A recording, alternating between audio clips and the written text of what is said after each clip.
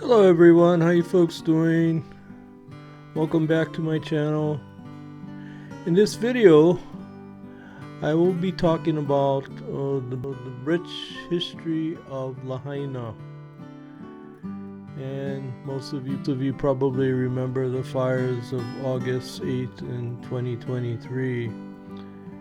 And I was lucky enough to visit that place just before it burnt down. And so just to give you a little bit of background on myself, my mom, Hilola Lloyd, was raised in Lahaina as a little girl. She attended Lahaina Luna School and became a cheerleader there. So her dad, Arthur Lloyd, was the postmaster of Lahaina from 1915 to 1928. So my roots go very deep in Lahaina. And moreover, my great-great-grandfather, Edward Bailey, and there's a Bailey house in Wailuku, it's called Halehoi Iki Iki, was a missionary teacher who arrived in 1837 aboard the ship Mary Fraser, which sailed around the Cape Horn from Boston, Massachusetts. Okay, and basically, I'm showing a picture now of Edward Bailey and his family. He had 5 sons. His wife's name was Caroline. His oldest son was Edward Hubbard Bailey, and that's where I get my lineage from. Okay, I was showing a picture of both of them, Caroline and Edward Hubbard. Now, some of the stories and pictures in this video are from the book called Exploring Historic Maui. And this is the book. I don't know if you can all see it, but this is the book. And I purchased this book. Like I said, I visited Lahaina just before the fires. And I purchased it at the old courthouse that burned down. And they had a bookstore over there, and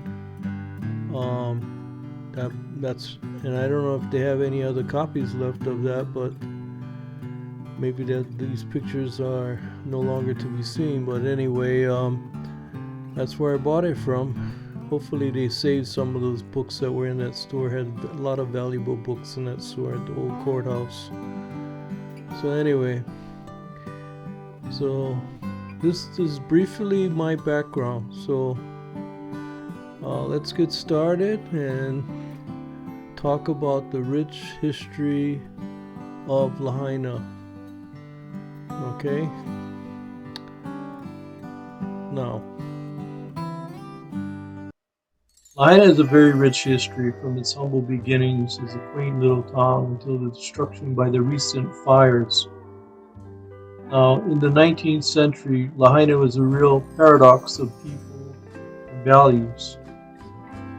The monarchy, there was several eras, there was 5 different ones. Monarchy era, whaling era, the missionary era, the plantation era, the tourism era. I'll cover each one separately. Beginning with the monarchy era. Lahaina served as a spiritual center for Hawaiian royalty. Lahaina was the island's first capital under Kamehameha III. He became Hawaii's king at age 10 upon the death of his brother Iolani Liholiho. Liholiho had abolished the old kapu system. That's where men and women could not dine together, women were kept out of temples. And that could even put a commoner to death if even his shadow fell upon the home of the chief. There was a lot of kapu that Kamehameha II abolished.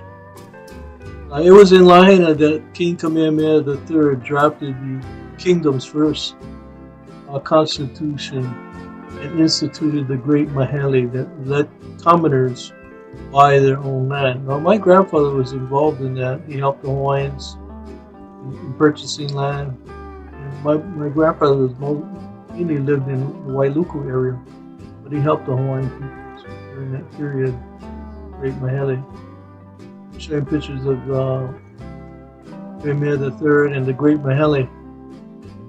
Now, that was in January 27, 1848. Foreigners wanted the right to own land. Hawaiian culture did not have the concept of owning land. You didn't know. I mean, Hawaiians never owned land, private property. You know, they never knew that. So my grandfather helped out in that regard. It was believed that private land ownership would make Hawaii more like foreign countries and thus less chance to be taken over. Okay. Now the whaling era. Get into the whaling era. Now, the rowdy whalers, a lot of times Lahaina was an R&R place, rest and recreation. As a lot of them would drink too much alcohol, they get rowdy. They clashed with the Christian missionaries quite often.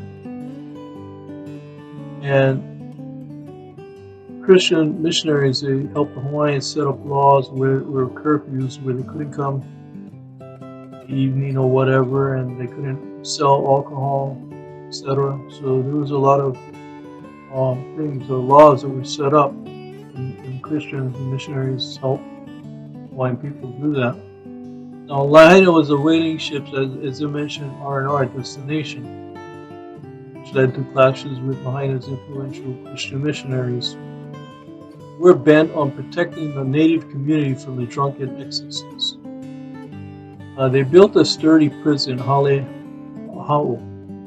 House of Irons, was built near the harbor mostly for the incarceration of unruly sailors, drunk sailors. Now, the whaling era only lasted from 1830 to 1860, so only 30 years, a short period. Now, that's the way I'm showing pictures right now, the whaling area, the whaling ships, and the pictures are showing more of the whalers at that time during that period. Now, at the same time, as I mentioned before, was the missionary era. First missionaries to arrive in Hawaii were a group of Americans who sailed aboard a ship called the Thaddeus and arrived on March 30th, 1820. Among them were Hiram Bingham, his wife Sybil, and Asa and Lucy Thurston. They'd been sent by the American Board of Commissioners, Foreign Missions, headquartered in New England. So that was the missionary era. Now, some of the pictures you see right now are the Baldwin House. Sadly, that was destroyed in the recent fire in Lahaina. Pictures of the Baldwin House. And the missionaries, they had a mission and a purpose to come to Hawaii, to educate the Hawaiian people. They set up schools. They set up kula, and they set up schools, and they also created a Bible in Hawaiian for the Hawaiian people. And Hawaiians never had a written language until the missionaries came. Created a written language for the Hawaiian people. In many regards, they helped the Hawaiian people in many ways. Now, showing more pictures of the missionaries. There's a very important missionary by the name of Dwight Baldwin, doctor, I should say, medical doctor, Dr. Dwight Baldwin. Now, he traveled throughout the islands of Maui, Molokai, and Lanai, dealing as best as he could with the epidemics. That time, the Hawaiians were not vulnerable to all diseases and everything coming into Hawaiian Islands at that time, the epidemics. Then in 1853, a smallpox epidemic struck the islands. By now an experienced practicing physician, Baldwin was able to get Lahaina quarantined, vaccinated as many residents as he could, and then set out to take care of people in the far reaches of Maui. And he went all the way to Hana take care of them, adjacent islands. Although precise counts are not known, there were thousands of deaths on Oahu. Baldwin is credited with keeping the toll of a few hundred on Maui. Now there's a school in his honor. It's called Baldwin High School. It was built in his honor. Baldwin did a lot of good for the Hawaiian people. There's a picture of him showing him and Baldwin. And there's another picture now showing Hiram and Sybil Bingham. Hiram Bingham and his wife Sybil. The schools and everything. They first came. The Baldwin home, which was a museum. Like I said, that was burnt down. After the whaling declined, sugarcane took its place as the town's primary source of revenue. Okay. Now, that's getting into what's known as the plantation era. In 1860, Lahaina carpenter James Campbell opened a small sugar mill powered by mules. The company grew quickly and changed hands among several owners, including Paul Eisenberg of Hackfield and Company. C.F. Horner had been hired to manage the company. Now, the Hackfield, if I'm not mistaken, I think Liberty House came off of that company on Oahu. Now, by the turn of the century, its sugar crop carpeted 12,500 acres from Niupoku to Anapali. By 1916, Pioneer Mill was valued at $5 million, with 1,500 shareholders acquired by Honolulu-based AmFac, formerly Hackfield and Company. In 1960, finally closed its mill in 1999. I'm showing pictures of the Pioneer Mill right now. 1928, and the sugarcane train. I think that sugarcane, they had it in the mainland. They sent it back all the way to Hawaii. Representative over here. Sugar workers, showing the sugar workers. Now, as far as the sugar in Hawaii, in 1875, the native Hawaiians and part Hawaiians only represented 90% of Hawaii's total population of 55,000, which was not enough to provide sufficient labor for the burgeoning sugar industry. Now, the reason why sugar was burgeoning was because of the Reciprocity Treaty. Okay, in 1875, I think that was King Kalakaua. And what happened is Hawaii had a treaty with the United States whereby the sugar that was sent to the mainland or to the United States was tariff-free. And in exchange, the United States was allowed the use of Pearl Harbor.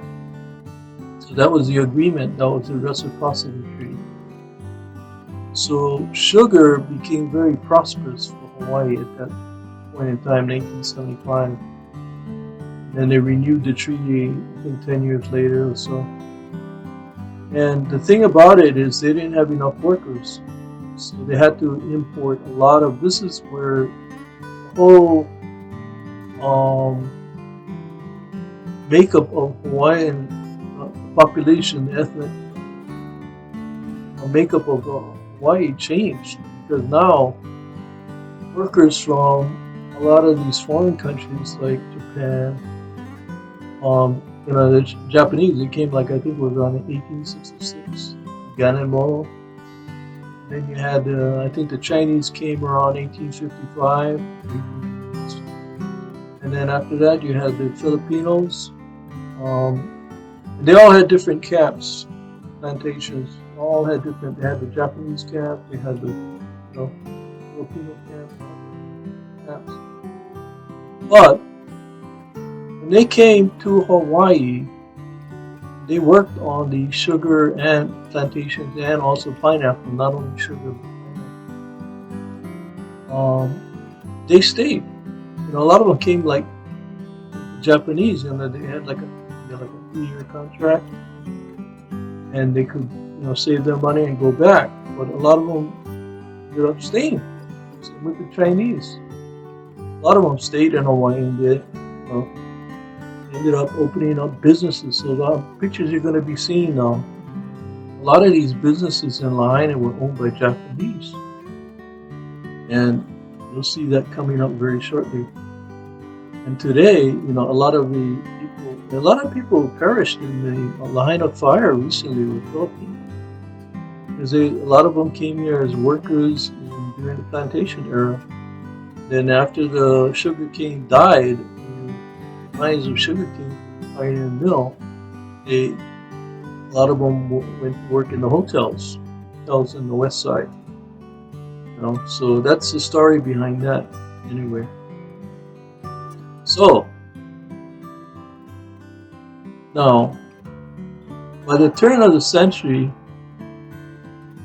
however, the island's population had tripled with the influx of imported Chinese and Japanese laborers, as I mentioned. By then, accounting for 56% of the population. So, see how the makeup of the population changed by the importation of foreign labor. Now, I'm showing you pictures right now of Front Street in Lahaina in the 1930s. It's old pictures. Now, there was a person there by the name Rikiichi Kawaguchi. Now, this shows a picture of him standing in front of his delivery truck across Front Street from his successful seafood market. So he had a seafood market, and then now in the next picture shows his family, and next picture after that is the Fuji service station. Now the Fuji service station, this is let's see, Sadao and Mitsui Fujimura built full service in 1929. They operated the station with a cousin who ran the garage. The building's basement stored car batteries and tires. It served as a playground for the Fujimura children. Like most of the Front Street families, Fujimuras lived at the place of business, so a lot of them lived wherever their business was. They lived in the same area. In a 2-story structure propped above the ocean with coconut stumps. Fujimura sold their station in the 1950s, and in the 60s, the Lahaina Yacht Club used this lot to finish the small sailboat. Excuse me. That's the story behind that. Now, Okidani building, built at 834 Front Street by the Taba family in the 1920s, and sold before World War II to the Kidanis, who are shown in the next picture. Who lived upstairs and ran a series of front businesses for more than 30 years. So that's a picture of the Kidani store, the Kidanis in front. Now, the family manufactured potato chips and operated a Simon restaurant, mom and pop's grocery store, even a 24-hour taxi service. So, like I said, a lot of the people, Japanese, just ended up went into business, showing you what they went into. Now, the Queen Theater screened American and Japanese movies, including adults-only films on Friday nights. Weekend matinees in the 1950s, which cost 12 cents for children and 25 cents for adults. Wow. Preceded by 15-minute serials featuring Zorro, I used to like to go when I was a kid. The picture showing a picture of the Queen Theater. Now, the seaside bar and restaurant replaced the Kozaki Hotel in the 1940s. Business is especially brisk during showtimes at the Queen Theater, when folks rushed across the streets for snacks at intermission. Now, the Miyahara family lived upstairs and endured many tidal wave evacuations over the years. So, cool. And in 1968, Mrs. Miyahara moved her restaurant to Nagasako building at the corner of Lahaina Luna and Front, finally closed the doors in 1960. Shows a picture. Now, next picture I'm going to be showing you is the Lahaina Bakery. Longtime Lahaina residents remember this bakery. It was the town's hottest late-night hangout. During the 1950s, it was a popular gathering place for teenagers who stopped in after Lahaina Luna school football game or at a dance at the Armory Hall. Showing you a picture now of the Lahaina Bakery in the 1930s. Cool, yeah? And then the Memorial Day Parade. Edna Masuda and her husband built and operated a general store from this building on Lahaina Luna Road, shown here around 1938. So that's the next picture, Lahaina Trading Company. Now there's a picture there showing of the Front Street merchants. Cool. Nagasako, picture there showing the Nagasako candy store. The picture there showing you the Front Street, very different than how it is, how it was recently. There's a Lahaina store. And finally, we end up at the Pioneer Hotel, which opened in 1901. And they changed it, they called it the Pioneer Inn. Back then it was called Pioneer Hotel. Another picture of that. The Baldwin Packers, that's the pineapple. Right, it's for the pineapple. And they had a Baldwin Packers cannery for the pineapple. Even in the earliest days, Lahaina's sprawling banyan tree sheltered cultural festivities like the May Day celebration shown in the next picture in 1900. So this is talking about the banyan tree now. The tree was planted in 1873 to mark the 50th anniversary of Protestant missionary work in the town. That's why the tree was planted. The 50th anniversary of Protestant missionary work in 1873. Today, more than 60 feet high, some 2/3 of an acre in area, the banyan is a landmark visitor attraction in its own right. A gathering place for artisans to showcase their work. I hope to God that banyan tree survives. It looks like it's going to. Oh God. And then finally, we get to the tourism era. Of course, most of you know that. It became a tourist area with the shops and everything, showing pictures of the modern day Lahaina before it was burnt down, sadly. Pioneer Inn, so forth, Front Street, and all of that. Still a beautiful place to visit. Well, that's it, folks. That's a quick history of Lahaina. Next time I'll focus more on the high school, Lahaina Luna High School, which was the first high school west of the Rocky Mountains. So talk about that later on. Hope you enjoyed the video, and mahalo for watching. Here we go.